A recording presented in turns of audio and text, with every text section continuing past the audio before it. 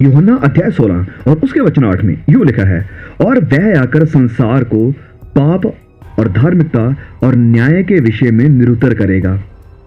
पाप, धार्मिकता और न्याय, ये बात कर रहे हैं प्रभु यीशु मसीह, और बात कर रहे हैं किसके विषय में? पवित्र आत्मा के विषय में, कि जब पवित्र आत्मा आएगा तो वो संसार को पाप, धार्मिकता और न्याय के विषय में निरुत्तर यानी कायल करेगा।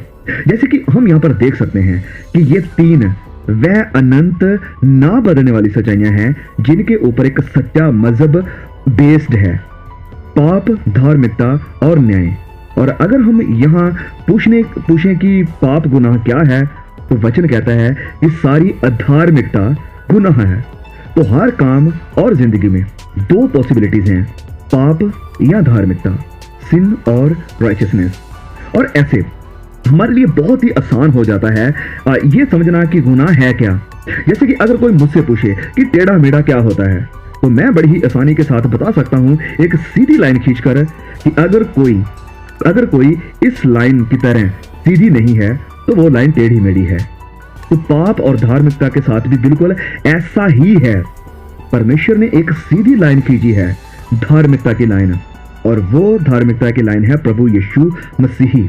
और अगर कुछ भी थोड़ा या ज्यादा उसके विपरीत है या उससे बाहर है तो वह गुनाह में है, वो धार्मिकता में नहीं है।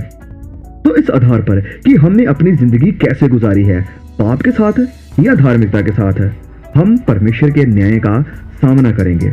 और ये एक ऐसी अपॉइंटमेंट है, एक ऐसी मीटिंग है जिसे हम में से कोई भी पोस्टपोन नहीं कर सकता है और ना ही हम इसे कैंसिल कर सकते हैं।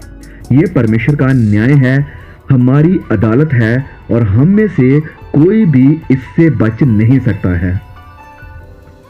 दो तरह की अलग अलग जजमेंट्स हैं, न्याय हैं। एक न्याय है उन लोगों का जिन्होंने मसीह यीशु को स्वीकार यानी कबूल नहीं किया है, जहां उनकी जिंदगी का लेखा जोखा किया जाएगा। और दूसरा न्याय है उन लोगों का जिन्होंने खुदावंद मसीह यीशु को कबूल किया और उसके साथ अपनी जिंदगी गुजारी, और ये उन्हें इनाम देने के लिए न्याय होगा। लेकिन सच्चाई असल में ये है, जिस बात को हम नहीं टाल सकते, वो ये है कि हर एक को न्याय का, अदालत का, परमेश्वर के सिंहासन का सामना करना ही पड़ेगा। और मैं सोचता हूं कि ये कितनी ही मूर्खता वाली बात होगी ये सोचना कि न्याय तो कभी होगा ही नहीं। और मैं सोचता हूं कि ये सही बात नहीं है कि हम किसी अविश्वासी को सुसमाचार बताएं और उसके साथ न्याय की बात ना करें, जजमेंट की बात ना करें। अगर हम उससे आने वाली भयानक जजमेंट और धरती के ऊपर आने वाले परमेश्वर के क्रोध का जिक्र नहीं करते हैं, तो जब इन सब बातों का वह खुद सामना करेंगे तो वह आपकी और मेरी तरफ मुड़ेंगे और कहेंगे कि क्यों आपने हमें इन सब बातों के बारे में नहीं बताया, क्यों आपने हमें इन बातों के बारे में सावधान नहीं किया, क्यों आपने परमेश्वर की अदालत का, परमेश्वर के क्रोध का जिक्र नहीं किया। क्योंकि देखिए, सुनिए, इस बात को ध्यान से सुनिए। अब वही शख्सियत, वही पर्सनैलिटी जो कि उद्धार करता है, दुनिया को बचाने वाला है, सेवियर है पूरी इंसानियत का, वो न्यायी भी है, यानी वो जज भी है, और उसका नाम मसीही यीशु है। और ये बड़ी ही दिलचस्प बात है कि जब भी रसूलों ने, प्रेरितों ने उन लोगों के सामने सुसमाचार का प्रचार किया जो गैर यहूदी थे, तो उन्होंने मसीह यीशु को उनके सामने उद्धारकर्ता और जज के रूप में प्रेजेंट किया, प्रभु यीशु को। उदाहरण के लिए जब हम प्रेरितों के काम अध्याय 10 में देखते हैं, तो जब पतरस कुरनेलियुस के घर में गया और उन्हें मसीह यीशु के बारे में बताने लगा, तो वचन 42 और 43 में लिखा है कि उसने हमें आज्ञा दी है। पतरस बात कर रहा है कुरनेलियुस और उसकी फैमिली के साथ, और बात कर रहा है कि उसने यानी प्रभु यीशु ने उन्हें यानी हमें आज्ञा दी है कि लोगों में प्रचार करो और गवाही दो कि ये वही है, यानी प्रभु यीशु वही है जिसे परमेश्वर ने जीवितों और मरे हुओं का न्यायी यानी जज ठहराया है। उसकी सब भविष्यवक्ता गवाही देते हैं, जो कोई उस पर विश्वास करेगा उसको उसके नाम के द्वारा पापों की क्षमा मिलेगी। वो न्यायी है और उसके द्वारा ही पापों की क्षमा मिलेगी। असल में हम यहां पर देखते हैं कि सच्चाई यह है कि पतरस ने गुनाहों की माफी की बात करने से पहले जजमेंट की बात करी। यीशु मसीह के न्यायी होने की बात करी। उसने कहा कि वह जो आपके गुनाहों को माफ करता है, आपको माफी देता है, जिसके द्वारा आप गुनाहों से क्षमा को पाते हैं, ये वही है जिसे परमेश्वर ने ठहराया है कि एक दिन आपका न्याय भी करे। तो न्याय और उद्धार यानी साल्वेशन, ये दोनों एक ही सिक्के के दो पहलू हैं। जब संत पौलुस भी एथेने के एक शहर में प्रचार कर रहे थे, वह उन लोगों को प्रचार कर रहे थे जो कि यहूदी बैकग्राउंड से नहीं थे। तो पौलुस ने उनसे क्या कहा? प्रेरितों के काम अध्याय 17 वचन 30 में, इसलिए परमेश्वर ने अज्ञानता के समयों पर ध्यान नहीं दिया। परमेश्वर ने अज्ञानता के समय पर ध्यान नहीं दिया, पर अब हर जगह सब मनुष्यों को मन फिराने की आज्ञा देता है। तो परमेश्वर सब मनुष्यों को मन फिराने की, मुड़ने की, तौबा करने की, पश्चाताप करने की आज्ञा दे रहा है, कह रहा है कि तौबा करो। और फिर पौलुस उन्हें कारण भी बताते हैं कि ऐसा क्यों। क्योंकि उसने एक दिन ठहराया है जिसमें वह उस मनुष्य के द्वारा धार्मिकता से जगत का न्याय करेगा, धार्मिकता के साथ, सच्चाई, खराई और विश्वास योग्यता के साथ, वफादारी के साथ, जिसे उसने ठहराया है और उसे मरे हुओं में से जिलाकर यह बात सबके ऊपर प्रमाणित यानी जाहिर कर दी है। प्रेरितों के काम 17:31। तो प्रभु यीशु, जिसे परमेश्वर ने मुर्दों में से जिलाया, वह उद्धार करता है, वह बिल्कुल उद्धार करता है, वह सेवियर है, बचाने वाला है, लेकिन वह सच्चा न्यायी, सच्चा जज भी है। वह उतना ही काबिल है, उतना ही वफादार है, उतना ही विश्वास योग्य है न्याय करने के लिए, जितना वह हमें उद्धार देने के लिए उद्धारकर्ता के रूप में है। वह निजात देने के लिए, माफी देने के लिए किसी को नहीं छोड़ता है, और न्याय के रूप में भी वह किसी को नहीं छोड़ेगा। लूका अध्याय 19 में एक दृष्टांत हमें देखने को मिलता है, जो कि मुहरों का दृष्टांत है। यह दृष्टांत है एक बड़े ही धनी हाकिम यानी रूलर का, जो कि एक सफर में जाता है और जाने से पहले अपने सेवकों को कुछ पैसे, कुछ मोहरें दे जाता है अपनी तरफ से। उसने उन्हें कुछ मोहरें दी और फिर लंबे समय के बाद जब वो वापिस आता है और उनसे पूछता है कि आपने मेरी दी हुई मोहरों के साथ क्या किया है जो मैंने तुम्हें मोहरें दी थी। और पहला आता है और कहता है कि मैंने 10 मोहरें जो आपने दी थी उससे 10 मोहरें और कमाई है। और उसका मालिक उससे कहता है, ये रूलर कहता है कि शाबाश शाबाश अच्छे और वफादार दास, तू 10 शहरों पर अधिकारी हो। और फिर दूसरा कहता है कि मैंने 5 मोहरें और कमाई हैं, और उसे भी ये रूलर कहता है शाबाश। लेकिन उसे ये नहीं कहा गया कि अच्छे और विश्वास योग्य वफादार दास। और फिर उसे ये कहता है कि तू 5 और शहरों पर अधिकारी होगा।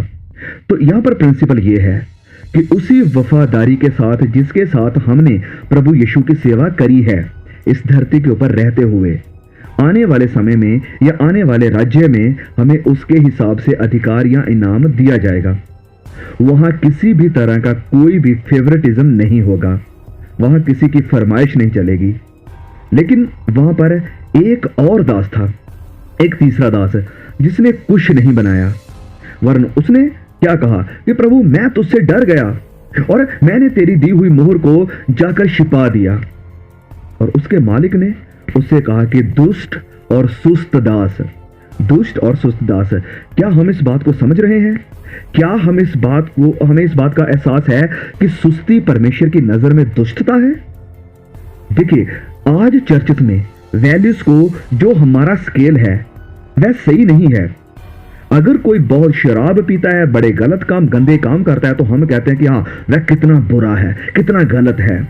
लेकिन कितने लेजी, कितने सुस्त लोग हमारे चर्चेस में, हमारी कलीसियाओं में हैं, जो कभी अपनी बाइबल को खुद नहीं पढ़ते हैं और ना प्रार्थना में वक्त गुजारते हैं, ना प्रभु के किसी काम में अपना हाथ बटाते हैं, ना सुसमाचार के लिए कुछ कर रहे हैं।